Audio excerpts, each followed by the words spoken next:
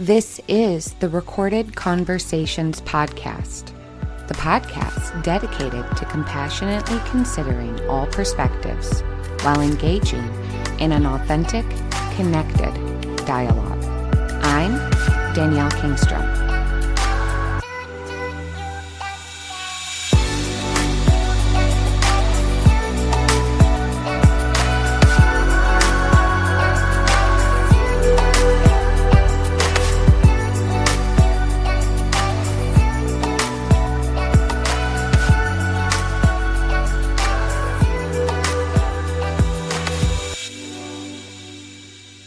Welcome back to the podcast. Today, Dovid Feldman, who is a licensed marriage therapist, joins the episode, and we discuss how to build a great marriage.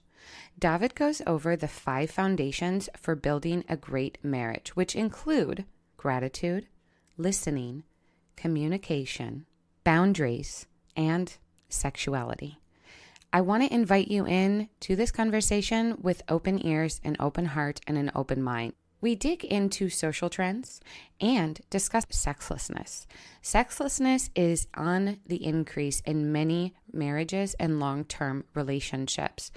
Dovid and I offer some ideas as to what's contributing to that, and Dovid offers some solutions to preventing your sexuality and your sexual activity from suffering. I think this is a really fascinating episode filled with lots of advice. So if you are looking to implement some new ideas so that you can strengthen or rebuild the relationship that you're in, I highly encourage you to pull out a pen and paper and take some notes, because there are nuggets of wisdom throughout. To learn more about Dovid Feldman, please visit his website, dovidfeldman.com. That's DOVIDFELDMAN.com. If you're interested in recreating intimacy, you can sign up for a 12-week Building a Great Marriage course today. You can also find Dovid on Twitter at Dovid Feldman. As always, listeners, I ask you to compassionately consider the perspective of my guest, Dovid Feldman. Enjoy the episode.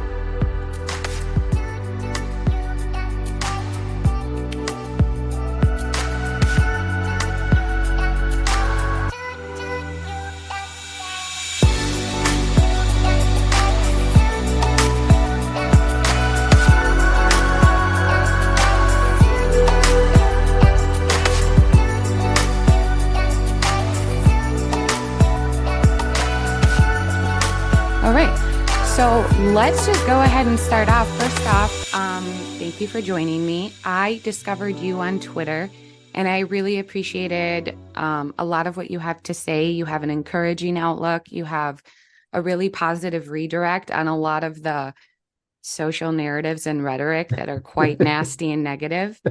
And so I really appreciate that about you. So let's just dig in a little bit. What is your background with what you do? Sure. Yeah. So I have a little bit of an interesting story. I started out I went to Grinnell College back I graduated in 1990, which is probably before many of your audience was born, which is okay. Times were different back then. The social milieu was very different. Relationships between men and women were very different back then. And I went into technology for many years. And at some point in my early 40s, I just got tired of looking at a screen and clicking keys all day. And I'd always been very relationship oriented. So I decided to sign up to get my master's degree in marriage and family therapy. And I sat in the class with a lot of 22-year-olds, very funny stories because they're all talking about, at this time I already had 6 kids, and they're all talking about raising families and their family marriage therapists and, being married. And I just, said, You had all this experience already, and they were just stepping into it. Yeah, I mean, they weren't even married or anything. They were just taking classes. It was like, in any case, it was a lot of fun and a very good experience. I appreciated the opportunity to learn and to formalize my methodology. And then I started practicing, and I immediately got drawn to Twitter. I just felt like there was a space here for another voice. This was back in 2017. A lot has changed since then. Yes. Um, and I got involved in the manosphere, which is, pretty hardcore group of guys that have pretty strong opinions. It didn't take long until I was kicked out officially. Mm-mm. You lost your man card? Yeah, I lost my man card. Were you And officially declared a simp of any kind? blue pill, simp, Yeah. beta, all the Oh, names. yeah.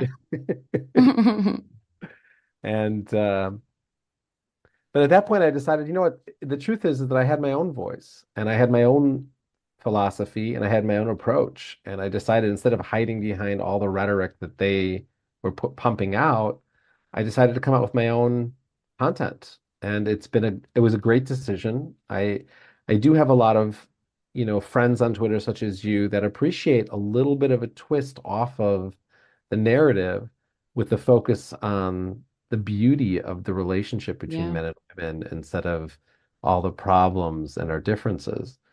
And I think it's nice because it it doesn't totally stray from the message that they're trying to give over. They highlight a lot of real problems that Hmm. exist between men and women today. So it doesn't stray from that. I'm not living in fairyland, but on the other hand, it doesn't solutionize in the same negative, downtrodden, doomsday Yeah. approach. And instead, it brings out a lot of the potential that we have as people. Yeah. And I imagine your 12-week course for building a better marriage probably implements some of this philosophy and redirect. So would you mind Oh, telling a little bit about what that method is behind it, what your foundational philosophy is, and then are you seeing that it's working with people? oh yeah, for sure. So excited about this 12-week program that I have. It's just phenomenal. Probably the best part about it is that I do it with my wife, which really makes a huge difference. I mean, women need to speak to other women often. Yeah. And as much as my approach is important for the program, which it is, there's a certain percentage of a woman's soul that just really only can convey how they feel to another woman. Yeah. And my wife adds a lot, in particular because she is I've been a wife for 30 plus years. She's a mother of 6 kids, and she herself is a coach. So she's been through a lot. And so it turns out that she's a great resource for women when they approach the program. But one of the things about the program that I love the most, and it's a real reflection of my attitude in general, is that even though I'm billed as a marriage therapist, I like to describe myself as a marriage advocate. Mm, And that means that when a couple comes to me, I'm not fighting for him, I'm not fighting for her, I'm fighting for them. hmm. And they can really feel that, so every challenge, every issue, every conversation, every opportunity we have, we turn and we focus and we say, okay, how are we going to take this? How are we going to leverage this into positivity towards your relationship? And it's exactly what they really want. Right? If they're coming to me, that means they want to save their marriage. Yeah.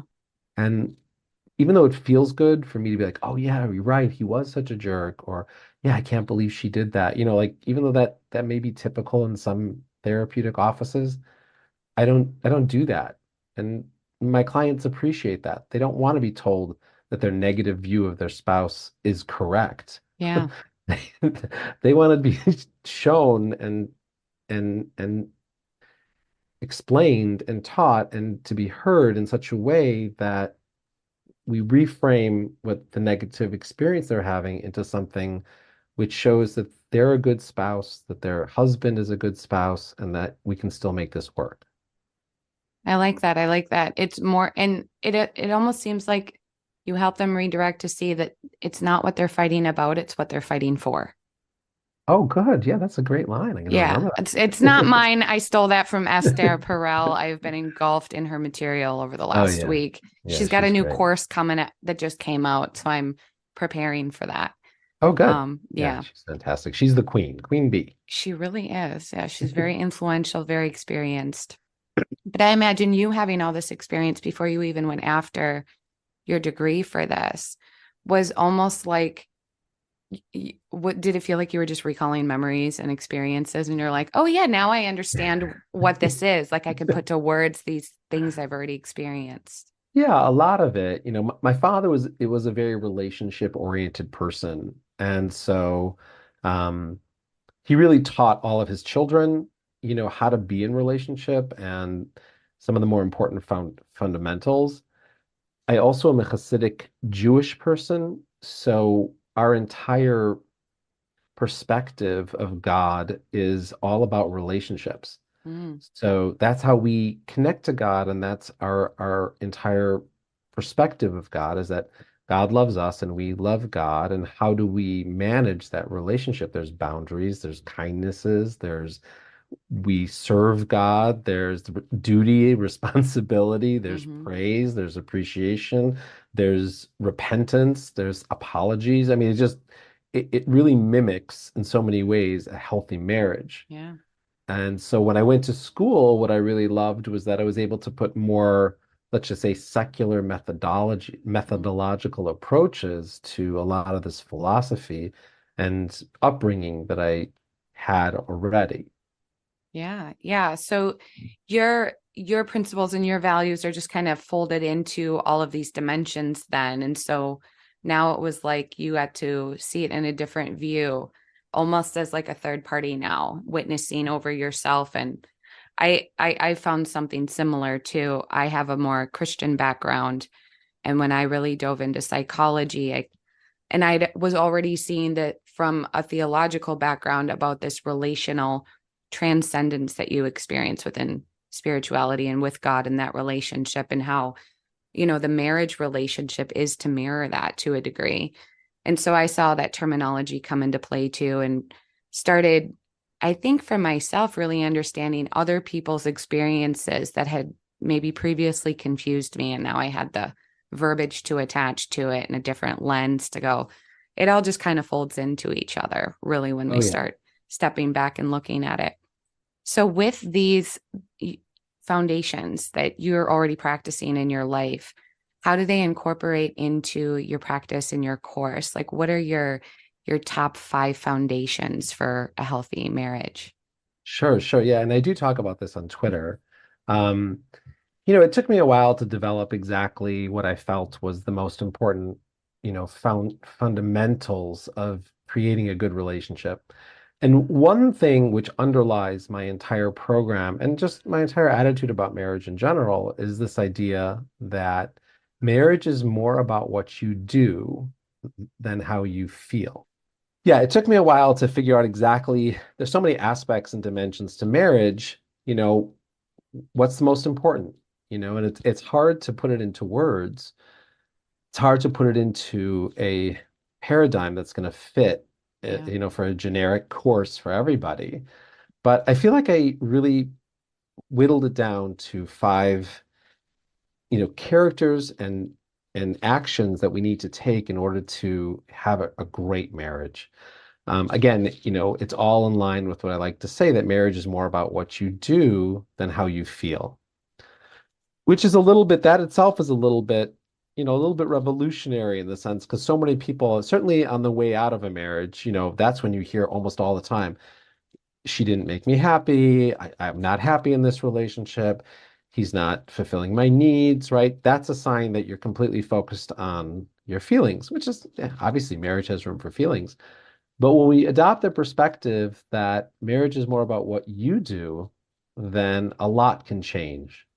So the first principle, which is the most important and stays with us throughout the entire program, and God willing will stay with people for their entire lives, is the first foundation, which is appreciation, gratitude, and affection. Oh, yeah. The most important um, character trait that you can bring to a marriage if you want to be happy is to be infatuated with your spouse, to be in love with your spouse, to see good in your spouse. If you can't see anything positive in this person, it's going to be miserable. It's not just going to be miserable for you, it's going to be miserable for your partner. Hmm. And I guarantee, and I guarantee this to every couple that comes to me, that there are thousands of ways that your spouse is worthy of appreciation. Thousands.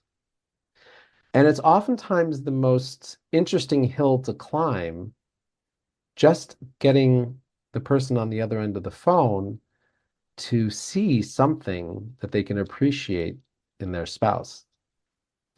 I always say that noticing is the most difficult challenge. But Mm-hmm. once you get good at noticing, it's like a snowball. Because once your eyes are open to all the things that your partner does for you, so many times I'll say to someone, well, give me five things that your spouse did today that's worthy of appreciation. And, I have, and it's like, no, well, I didn't see anything today. We haven't really talked. So I say, okay, well, where is he? Well, he's at work. We didn't get a chance to have a conversation yet today. Oh, so he's responsible. He supports the family. He's working hard for you. Yeah. Okay. And did he say goodbye before he left? Oh, yes, he did. He makes sure to kiss the kids and to say goodbye to me. Oh, so he's communicative. He's family oriented, right? So once we start getting the ball rolling, one of my favorite exercises, as I say, give me five things. And before you know it, the other person's at number 20, 21, Mm-hmm. 22, right? So that's the first foundation. And that has to stay, that'll stay for the entire course of the program, and God willing, like I said, for the rest of their lives. Because the more appreciative just in general we are of life, the more joy Yeah. we have. Attitude of Because, gratitude. yeah. Yeah. The second thing that we really learn about has to do with communication, but the flip side, which is learning to be a compassionate listener. Listener. Yeah. Yeah. It's really important because even though speaking and expressing yourself is so critical, learning how to receive somebody's reality and giving it the significance and importance it deserves is probably the number one make or break in terms of your communication, Yeah. right? Getting defensive, getting angry, turning it about you, shutting your partner down, not paying attention. These Mm-hmm. things will cause your partner to turn away very quickly and to lose complete trust in you, Yeah. right? So we have to learn how to be compassionate, and that's very challenging. It's easier to be compassionate when my wife comes home and tells me stories about somebody at work that offended her. Then I can show up with tons of, oh, I can't believe they did that, and wow, that must have hurt your feelings, right? But when Mm-hmm. my wife comes home and tells me something about me, all of a sudden, all those skills that I had go right out the window. Yeah. Yeah. Oh, we're gonna The talk third, about me? Nuh-uh. I'm perfect. how dare you, Yeah. right? Um, the third foundation, which is very important, is learning how to express yourself, communication, right? Relationship-oriented communication, right? Mm-hmm. Oftentimes human beings are experts in speaking to people in different ways. So I would never speak to my father like I would speak to my son. I would never speak to my coworker the way I would speak to my boss, right? And I would never make that mistake. Mm-hmm. I may say to my coworker, "Hey, can you pick up the copies for me at the printer?" But I wouldn't say that to my boss. I would tell my son to take the garbage out before he leaves the house. But if my dad came to visit, I wouldn't even make the mistake to say to my father, "Oh, can you just take the garbage out to the bins before you leave?" Never. But yet with my spouse, a spouse oftentimes becomes the trash bin of all the different Yeah. methodologies, depending on whatever we want to get across. We don't even think twice about the way we speak to our spouse, Yeah. right? So that's a mistake on our parts that has deep impact in our relationship. No criticism, no blame, no shaming, no finger pointing, right? That these are basics in terms of speaking appropriately and creating communication where you can get your feelings across. Mm-hmm. The fourth foundation, which we talk about, is setting boundaries. Boundaries is a tough one. Yeah, it is. Most people aren't really that good at setting boundaries. I'm the worst. Yeah. Or they're really good at setting boundaries for other people. Very true. Very Yeah. true. Yeah, that it's I have two two parts to this boundary module. One is the how to set boundaries, and the other one is how to receive boundaries, Mm, right? They're both important. yeah. And the most important thing about a boundary is is that oftentimes, boundaries by their very nature separate us, right? Because on some level, I'm saying no to something that you want. When I say no to you, I'm separating us, Yeah. right? You want something, and I'm saying no. But on a deeper level, which is important for us to focus on, boundaries are actually the purpose of a boundary is to connect us, to keep Mm, us close. Because when I'm saying no to you, I'm saying no to you because I'm saying to you, hey, I love you and I love our relationship. And if I were to say yes to this, that would bring a separation between us because because I can't do this with an authentic heart. yeah. So in order to protect us, I'm going to say no to this. I'm not saying no to you. I'm saying no to protect what's really important, which is our relationship. And that message gets lost when we say, for most people, when we set a boundary, right? So we need to learn how to set boundaries with love, the key, so that we don't push our partners away and make them feel rejected or disconnected. Mm-hmm. And the fifth module, which is the funnest, is about sex. Save the Uh, best for last. yeah. Uh, it, you know, Having a good sex life for the first 5 years of marriage shouldn't be that hard, Right. right? But once you start getting to 20 years, 30 years and beyond, it gets more difficult. So when kids are involved, when children are part of the equation, when financial hardship hits, how do we set up a perspective, an attitude towards intimacy, a schedule around intimacy such that all of our needs are being met and that it can go the distance, right? Marriage is a long time, and we always want to be desirous of our wife, and we Mm-hmm. always want our wife to feel comfortable being with her husband.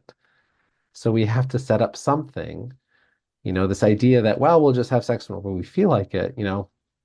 I wish that worked. If it worked, it wouldn't be one of my top five top five things, but it Yeah. usually doesn't work.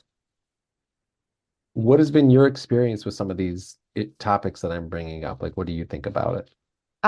Well, first, I think I I have worked out my own kind of module of main foundations as well for my own coaching philosophy. And, you know, gratitude is at the top of my list too. And these other concepts are, clearly super beneficial to relationships. And how do you, condense such complex relationships with so few concepts. And Mhm. so what I would say is these are things I'm like, I didn't even think about that before. Like I understand setting boundaries in practice, but as a foundation, I think just because of my own personal experience, I was late in the game in boundary setting.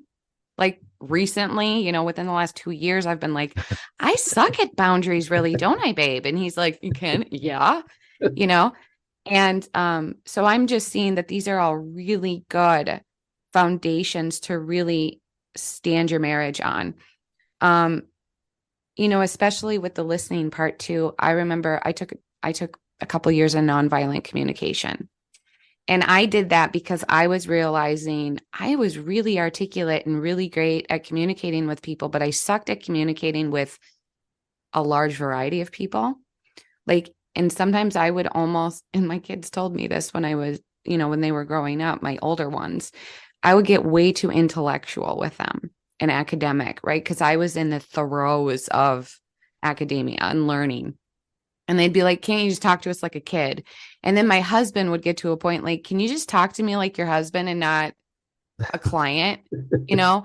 And so I went through this nonviolent communication thing, but the listening thing was the one thing I was like, I don't think I'm a good listener. So that was new to me. And I would say within like the last 8 years or so, the whole listening part became really, really important in my own relationship because my husband and I were both shitty listeners. And now I think we're getting better.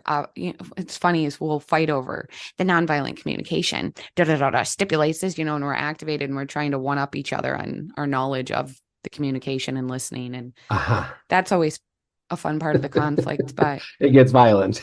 yeah, and the intimacy and the desire component, right? Is I'm assuming is the sex. It's probably both intimacy and desire. I recognize those as two kind of separate realms, Okay. and I realize, how important both are. And I think that's, when I'm dealing with my clientele base, the sexlessness in marriages is a huge trend right now. And it's because I think we don't understand the concept of maintaining intimacy. And then I think to a degree, and this is just something I've come to understand recently, thanks to Esther Perel and Jack Morin, is, intimacy and desire are kind of two separate ideas. We want intimacy, but sometimes intimacy and desire don't work together. And so there's this formula and equation for desire, which is attraction plus an obstacle. And so it's like we have to be able, that's what develops that desire for us within our relationship. There's an obstacle, which taught me, and I recognize this in my own relationship, that when we have too much intimacy, too much closeness, too much availability, too much accessibility, or I'm here if you want me, that can deaden desire and make me go, ugh, yeah, I mean, sure, it's there. I can take it if I want it, but I want it. I want to want it. And so Sure. in recent years, learning how to discover how to maintain that desire and Sure. intimacy and seeing them separately, but both needed and necessary within our, Yeah. you know, oscillating within our relationship. So, yeah. Yeah, that's really interesting. I like that. It is like a little bit of a dance, Yeah, exactly. it's a little bit of a push-pull type dynamic. And it's not easy to figure out, you know. I know in the Jewish religion, one of the biggest techniques that's utilized, and it's not the reason, but it happens to correlate with this, is a degree of abstinence. Mm, And I look at the women, I look at women as kind of in charge of it. I know it sounds a little strange, but I view the intimate life, that connection, heart to heart, body to body, as kind of the realm of the feminine, even though a man will always show up for sure. mm-hmm, But I kind of put it in her lap to manage that dynamic. And one of the most effective ways, in my opinion, of keeping that energy going is to not always be available, mm-hmm. to have a sense, because women have this intuition of how things are going in their relationship, have the ability to, you know, be available at the right time, and then also know when it's too much for the relationship, Yeah. you know, and that keeps the man on his toes. I'm talking within a loving relationship here, a respectful relationship. Yeah. That keeps a man, always pursuing, Yeah. and yeah, that works really well for us and for a lot of my clients, where it's like there's always a sense of desire, a sense of longing, a sense of wanting, and then a sense of consummating. Yeah. And then we go right back into that cycle again. Yeah. When And your foundations here though are almost kind of like different phases of the cycle that help keep perpetuating that desire too, I think, because I recognize the more we did this whole attitude of gratitude and we affirmed each other and appreciated each other and were more affectionate with each other, that gives you more space and comfort in further developing your communication style and your listening style. And then that helps you learn how to verbalize the boundaries you want to establish, which helps you kind of maintain that intimacy and desire, right? And then oh, totally. the way I see it anyway, just from looking over your Oh yeah, ideas, is it's almost a cycle that just kind of keeps the whole thing going. sure, And sure. yeah, yeah, yeah. Well, that's why I say about the first one that it's definitely, it's going to be with us for the entire program Hmm. and for the rest of their life, God willing. because I've had people that after the first few weeks, after we start getting into the kindness and the appreciation and the affection module, where they really hit that one hard. And after the first 2 or 3 weeks, they don't even remember why they they don't even remember why they came to me, right? Yeah, They they're like, literally wait, I don't love know. her. I love her. What was it? I love this woman. Yeah. Exactly. And I always say to them, I say, when you feel like I ripped you off, that's when I know I've done a good job. Yeah.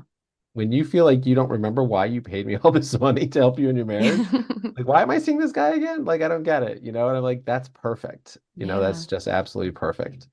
Uh, I have a funny story about this, if we have time for a funny story. Oh, we have time for funny stories. Yeah. Yeah, yeah. So I remember one of my, after I had developed this program and I had done it with a bunch of clients already, and this couple from Kentucky came to me and they did sign up my program. She's a big in medicine and he was a big musician.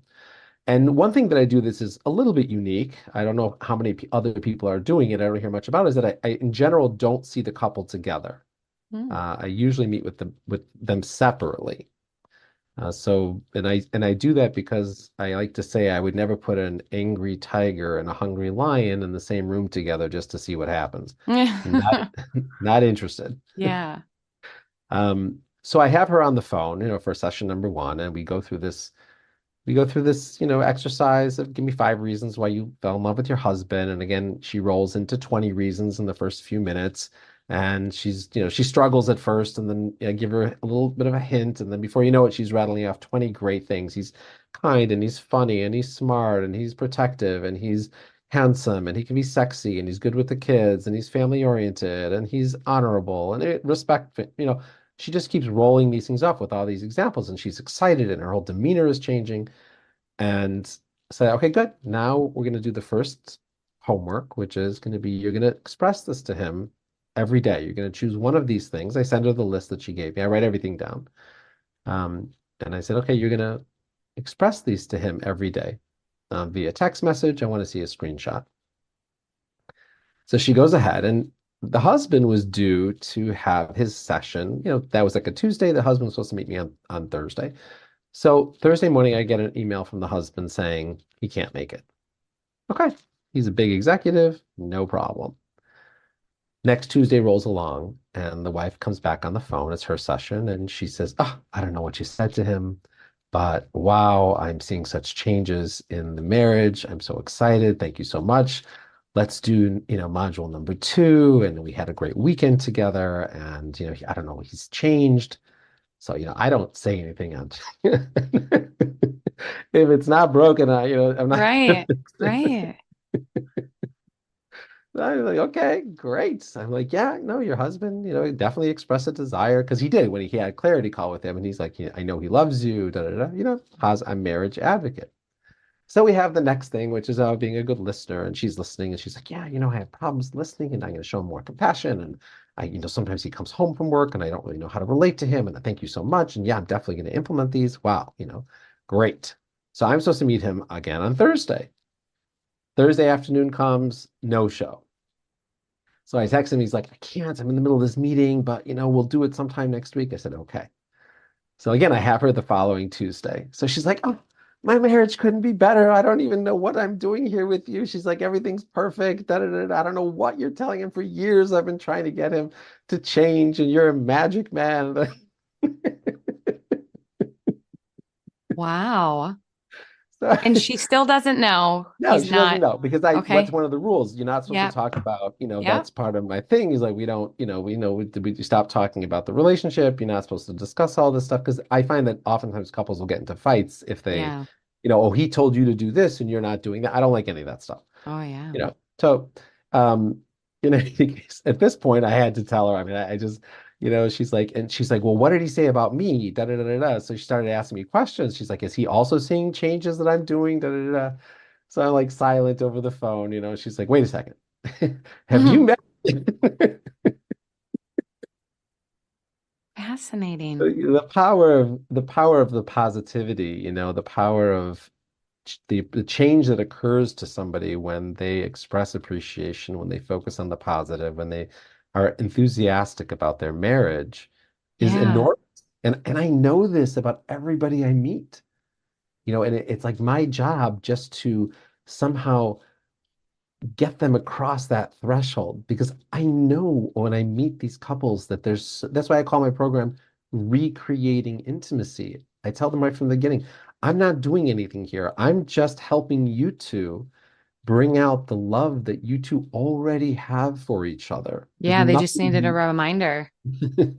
they need a reminder and they need the methods, right? Because it's the devil's Yeah. in the details, right? If you're That's why these five foundations, if you're appreciative of your wife and if you're kind to her and if you show her affection, that's the first one. If you learn how to listen so that you're not defensive and you're better at communicating your needs so you don't blame her. If you know how to set boundaries such that without pushing her away and that are respectful of your relationship for the sake of protecting your relationship, and you're having great sex, what do you think's going to happen to your relationship? You tell Yeah. me. Yeah. You already love each other. That part you already have. You You know don't. what's really interesting too is that I think this just kind of demonstrates this idea that when you change yourself, you can change your relationship and you can change others. And it was just her being more appreciative. And, we're mimetic creatures, we're going to imitate each other. And so if you're producing this energy, you've just invited me into that energy. And now I want to engage that energy. But then I am also in the back of my head and I'm like, was this a little trick he devised? Like, I'm not the one that needs the work, she does. Look, I wasn't, no, I'm just kidding. It could But be. I've noticed that with my own husband, right? Like I've gone through courses and I've done these, clinical lectures and workshops. And I go and I'm like, here, learn it all, just like I did. And he's like, why don't you just practice it, baby? And I practice it. And then I'm like, hey, he's like, yes. Yes, because you invite them into that energy and Yeah. they want to match you. That's the thing that I recognize deeply is we can either be reflections of our egos to one another or we can be reflections of our highest self to one another. Oh, And that's a good point.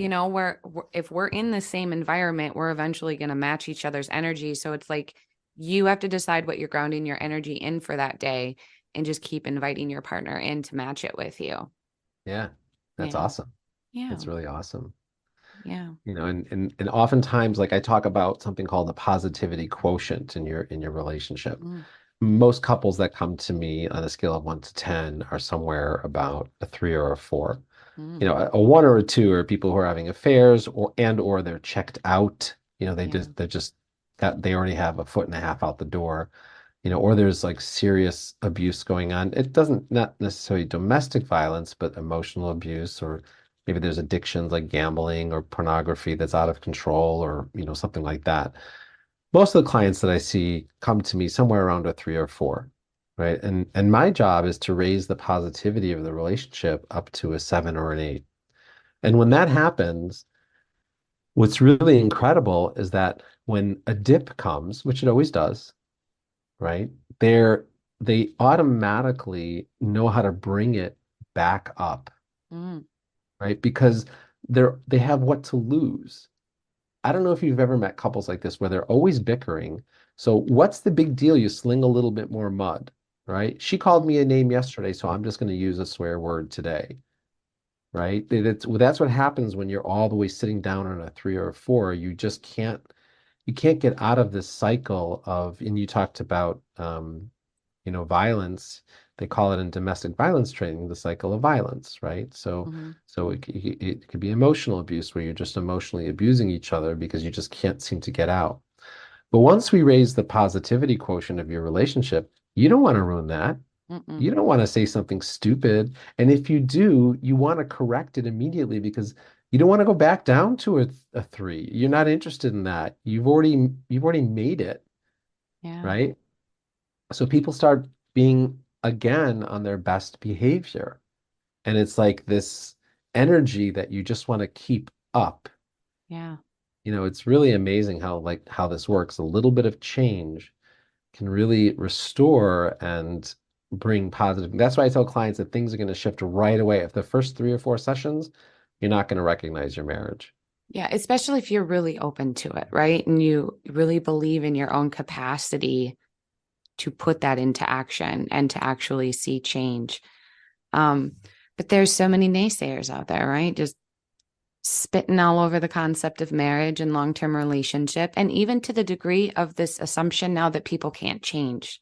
You hear once a cheater, always a cheater, or if they use porn, they're always going to use porn. But then I think, what happened to our ability to recognize love transforms people?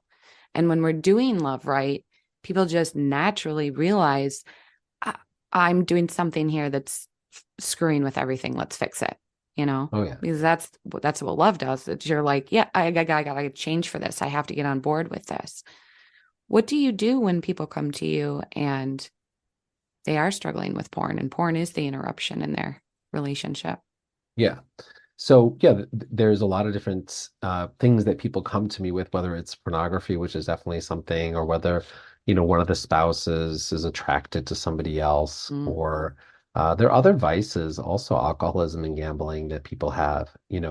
What I like to do when I run into these things now there are like addiction counselors, right? hmm. So I'm not really although I was trained in addictions because that's part of my license, I don't look at myself as an addiction counselor.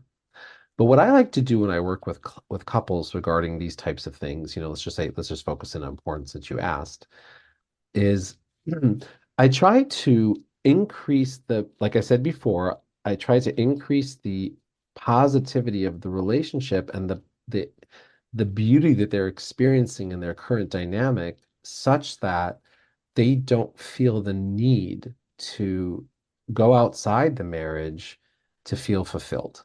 Yeah. So I don't necessarily address the porn in particular because I don't want to bring, let's just say, shame or another type of work to the work that we're doing.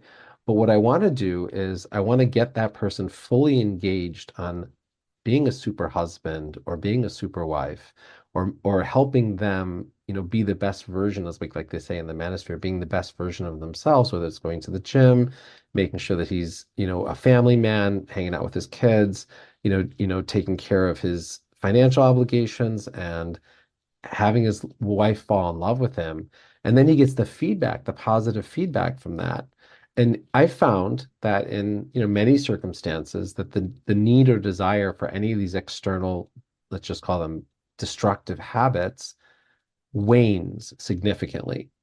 I don't call myself an addiction counselor, so I don't like focus in on that in Yeah. particular.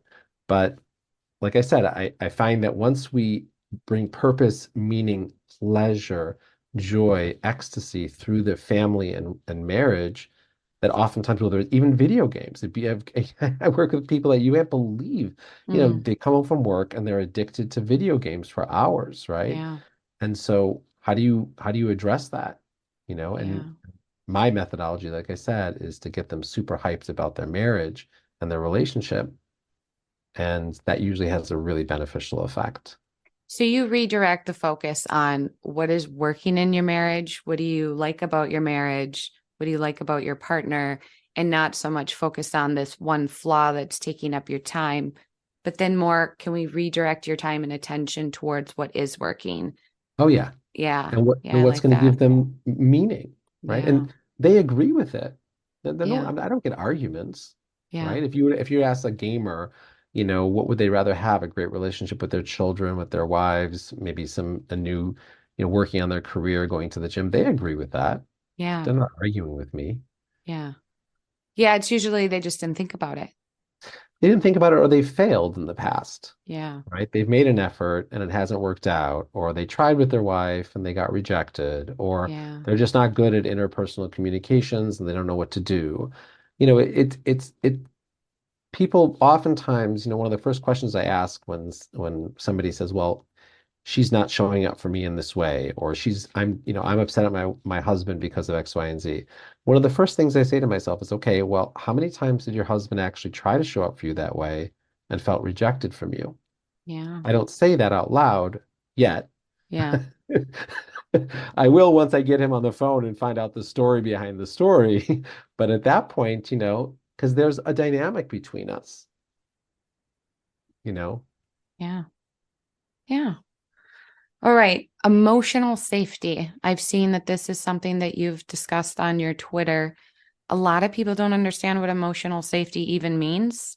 Mhm. Or, in my experience, I've had clients go, well, I have provided her with emotional safety, but it's not working. So if you had to just define it and what it looks like in action, what would Mhm. that look like for you?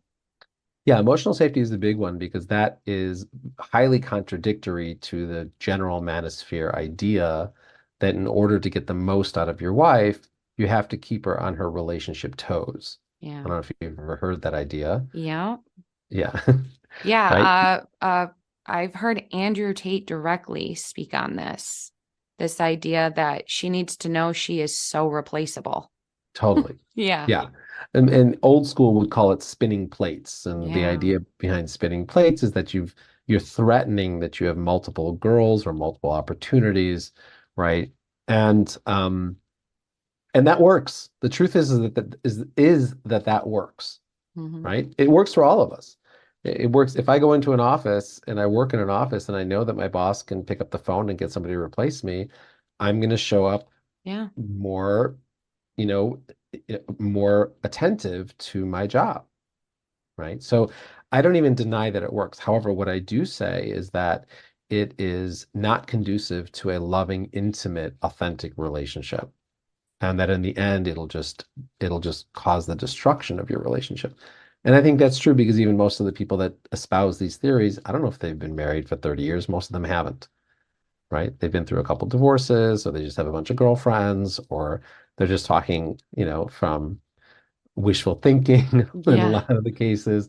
Uh, why is that?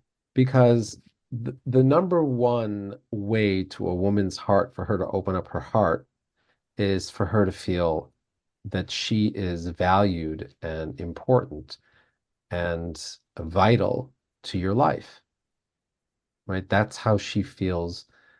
That's the way to get her, not to get her, that's the way to invite her, like you used the word invite before, invite her to be vulnerable with you and open with you and to Hmm. want to show up fully for you, Yeah. right? There's no showing up. A woman's not going to open herself up and show up the way she really is if she feels that if you see something you don't like, you're going to escort her out the door, Yeah. right? And without her showing up the way she authentically is, you're not getting the real her. She's just putting on a show. And so that's not the foundation of building a marriage. That may work for a girlfriend that if you're trying to get something out of her, but that's not what I deal in. I deal in having a great marriage. And many men don't understand this. Because men don't have this need anywhere near where a woman needs it. Yeah. So we don't get it. We may we may click on the Instagram models, we may click the like button on Instagram models that we see. We may engage in pornography, we may flirt with other girls, we may not think it's a big deal, X, Y, and Z. We may, heaven forbid, talking already if you're in a marriage situation, heaven forbid we could bring up the topic of divorce if we get into an argument. Mm. Some people walk out the door, threaten to leave, right? These things many men don't realize the extent of damage you cause in your relationship by keeping her at arm's length with always the threat that you're not going to stick it out. Yeah.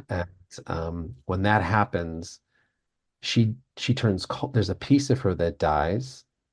There's a piece of that trust that she has for you and in your relationship that dies. And eventually she turns cold, and then she eventually checks out. Can relate. Can relate. My husband, and this is something he doesn't do anymore, but when we would get into arguments, when there would be a big conflict, he needed to remove himself physically from my proximity, which I understood, right? I always understood he had to go cool off or walk away because sometimes I speak in paragraphs and yell in novels. And and he would get into this habit of driving away. And I'd be like, whoa, whoa, whoa, you can't do this. My dad did this. This left an imprint for me. You can't do this to me. Right. And so eventually he stopped because after many years, I finally was like, my dad did this to me. This freaked me the hell out. I would hide under my covers.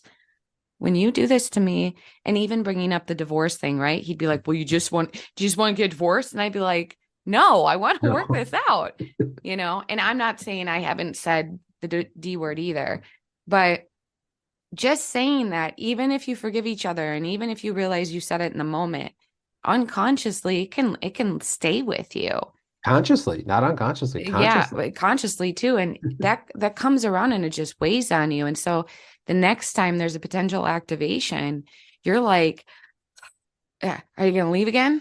Are you going to threaten to leave Totally. again? And then it's like, how long does it take me to get back into a place of that's not going to happen, you know? Right. And I agree. I think a lot of men don't think about that. Well, And that's well, not just, what happens to you? I want to ask you if you don't mind. yeah, I'm going to yeah. interrupt you because this is so raw right now. What happens to you when you feel that? When you feel that my husband could leave? Like, talk to me a little, if you feel comfortable, talk to me a little bit about what changes occur in you and your ability to be in relationship when that's put out there as a possibility. I instantly get angry. I mean, I get very angry. And then I get really sad and I just get scared. And then it's like I second guess everything, that just took place. And then it makes me second guess a whole lot after that. And just, should I even address this? Should I even address conflict? We've gone through phases like that where we've been honest with each other where I don't want to bring something up because then this happens. And so then I can't feel vulnerable with you to express myself. And what does scare me, because, you know, you worry that they're going to hold it against you next time too, Mm, which does happen in a lot of relationships. And it's happened, within mine. My husband and I have done that. We've had that emotional warfare with each other where we dangle vulnerable stuff back at each other. And right. it's cruel. It's a cruel thing to do, but yeah, it puts you in this state of panic and uncertainty. And it damn sure doesn't make me want to go take him upstairs to the bedroom after that. Right. It makes me want to go, I want to emotionally punish you somehow because you made me feel so abandoned and distant that, Mhm. well, I know what you'll be after, and I'm going to I want to make you feel the same, which is, you know, It's just a not anything cycle. I'm endorsing or encouraging, that whole I'm going to do to you what you did to me. But that's what happens when we break down Sure. into ego, I think, for sure.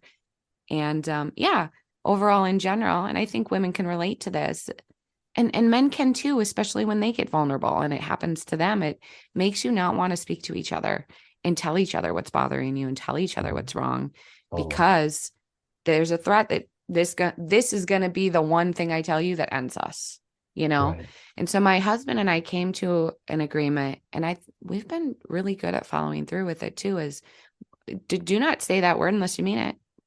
And it doesn't matter what we're going through. This is not the thing that's going to break us. We've been through infidelity. We've been through, you know, so much.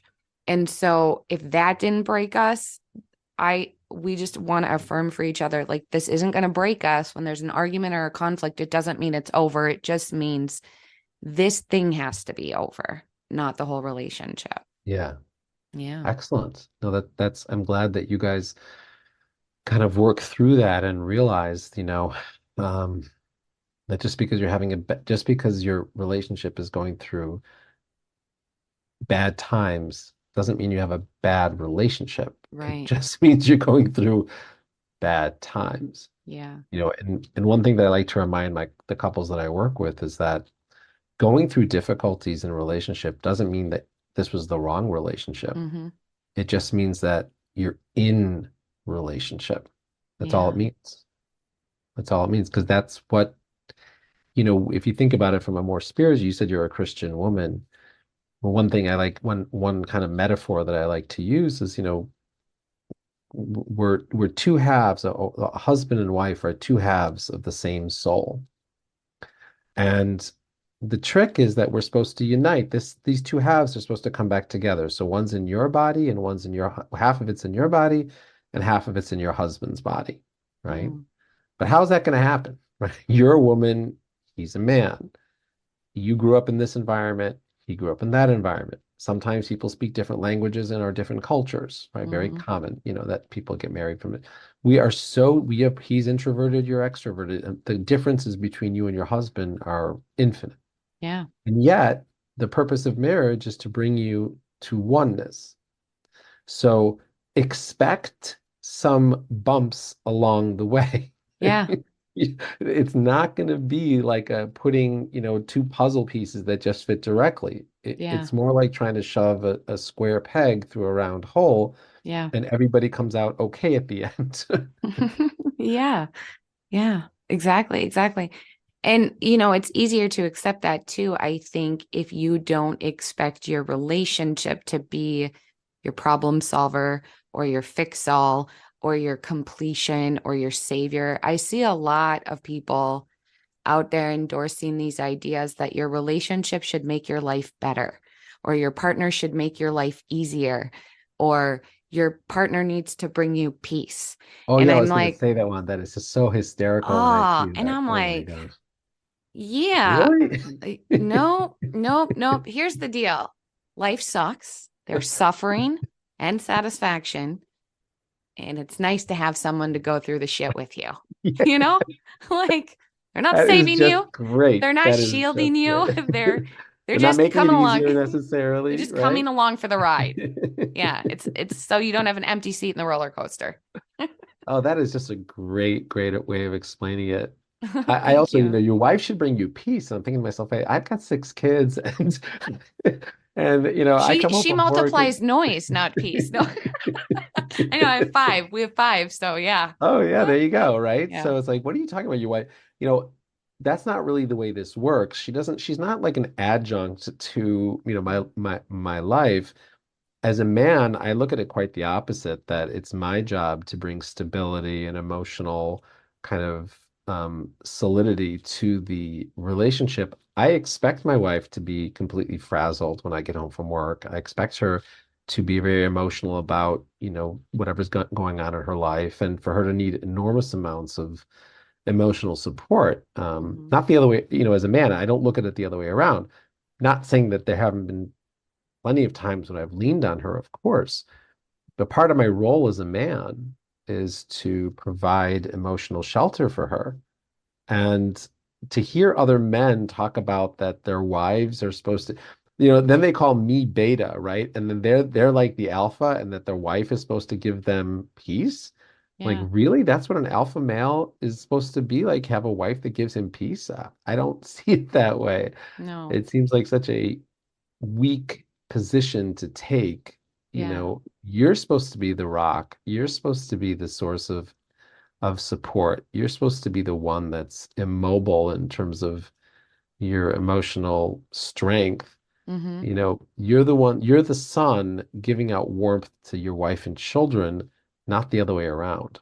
Yeah, and it's like, and isn't that something you would stand proud in and want to affirm for yourself in Of confidence and course. boldness? Because for me, that's just an optimal role to step into, right? You house your woman's emotions and you help house her and shelter her. But a woman also provides a complementary role to her husband as well. And there's not a need for us to break with those roles or norms, I wouldn't say. I think it's just more about acceptance of who we are individually and in our feminine or masculine essence, and recognizing that we were created in these opposing, not even opposing ways, just different ways, so that we would provide a proper balance for one another in our life. It's, and to stand firm in that, like, I too see these ideals that if I'm too feminine or if I do too much for my husband, I'm a simp, right? Or I've been brainwashed by feminists or by um, the patriarchy. And I'm like, no, this is just what I want to do for my husband. Um, I haven't been brainwashed by anything. I just, it just feels natural to me to be this way and to be in Yeah, my energy and to just accept it and not be ashamed by it and not think I have to change it for society. totally. It's a Yeah. beautiful perspective. Thank you. And this comes up, again in the marriage program a lot. People talk to me about my philosophy on marriage in general. And one thing that I explain right from the get-go, I say marriage itself is a traditional construct. Mm-hmm. It is by itself a traditional construct. If you want the outcomes of a good marriage, you have to play by its rules. Mm-hmm. You can't change up the rules, quote unquote, open marriage or, polygamy, and they don't even talk about real polygamy, but, Polyamory. Yeah, it's different. polyamory Yeah. or even having relationships outside of marriage or Mm-hmm. even within a monogamous marriage, the role of the masculine and the feminine. If you want the outcomes of a good marriage, you have to play by its rules. Mm-hmm. And it's a traditional construct. You can do something else. You don't have to call it marriage. You can just call it something else. But you can't come to me because I'm a very traditional person, which is something I explain to my clients right away. And there's a lot of reasons why they like to come to me. I'm a traditional person, so I'm going to approach your marriage in a traditional way because I want the best outcomes for this traditional thing called marriage. Mm-hmm. If you're on board, you'll have a lot of success. If you try to fight these roles, then you probably aren't going to get what you're looking for. Yeah. Yeah, exactly. And that's just being objectively honest about what it is rather than letting it emotionally affect you because this construct has existed longer, really, than your feelings. So, Totally, you know, yeah. Well, I have really enjoyed this conversation and I really appreciate you too. taking time to come on and, help talk about these social conversations. Hopefully, they'll bring a little bit of a wider, considerate perspective to the listeners. And I'll be sure to make sure that everybody knows how to connect with you Sure, in the absolutely. show notes on the podcast. But if you wouldn't mind, if you would just tell the audience where they can find you on Twitter. Sure, absolutely. Yeah, great. First of all, it's been a real pleasure speaking with you, Danielle. It's just been really, really nice. Thank you. It's kindred spirits here. It looks like, we share Twitters together and we have very similar philosophies, which is nice. Yeah, it is Always nice nice. because I spend a lot of my time, arguing online. So every once in a while, it's nice to speak to It's somebody nice to who, just commiserate and agree and resonate. You don't need to debate. yeah, yeah. Yeah, so the funnest place to find me is on Twitter, of course, at my first name, last name, at Dovid, Dovid, Feldman, Feldman. Not many people spell their name that way. So the good news is that I actually have the same website, www.davidfeldman.com. My Instagram is at David Feldman and my YouTube is at David Feldman. So So it pretty should be easy. easy to find you. And I'll make sure I just attach all those links in the podcast notes to make it easier for anyone. As soon as they're Yeah, done listening, they can just go click on you. All right. Well, thank you so much again. And I look forward to more interactions with you, David. sounds great. Thank you. Thank you so much.